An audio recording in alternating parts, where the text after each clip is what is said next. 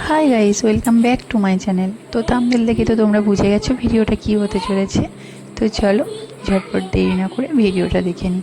তো সবার আগে বলে নিই, যারা চ্যানেলটা নতুন দেখছো তারা প্লিজ চ্যানেলটা সাবস্ক্রাইব করে দিও। আর যদি আমার ভিডিওটা ভালো লেগে থাকে লাইক কমেন্ট শেয়ার করো। তো দেখো এখানে আমরা নিয়ে নিয়েছি।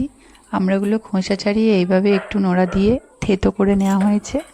এবার কড়াইয়ের মধ্যে তেল দিয়েছি, 5 ফোড়ন দিয়েছি।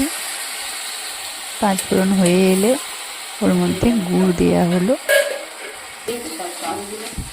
গুড়টাকে এরকম তেলের মধ্যে নাড়াচাড়া করতে হবে। যখন একটা চ্যাটচ্যাটে ভাব আসবে তখন ওই গুড়টার মধ্যে আগের থেকে থেতো করে রাখা আমড়াগুলো আমি ওর মধ্যে অ্যাড করে দেবো।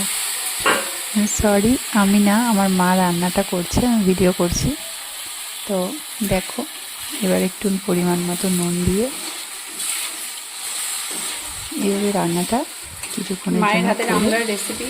প্রথমে আমড়াকে ভালো করে ধুয়ে থেঁতলে নিয়েছে নোড়া দিয়ে। মিশে গেলে তখন এর মধ্যে একটু জল অ্যাড। তারপরে কি করেছো মা? কড়াইয়ে তেল দিয়েছো?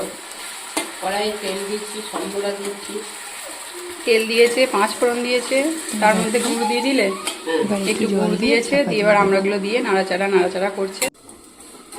তো দেখো চাপা খুলে ঢাকা দিয়ে কিছুক্ষণ রাখা হয়েছিল, তারপর ঢাকা খুলে আমার কমপ্লিট হয়ে গেছে। এই যে এই অবস্থায় এসে দাঁড়িয়েছে, একদম আঁচা হয়ে গেল। তো মা তো চলো একটা বোলের মধ্যে সার্ভ করে হয়ে গেল আজকের রেসিপি আমড়ার চাটনি।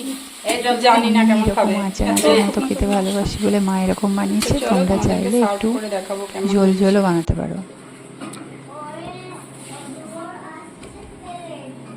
তো দেখো কত সুন্দর হয়েছে।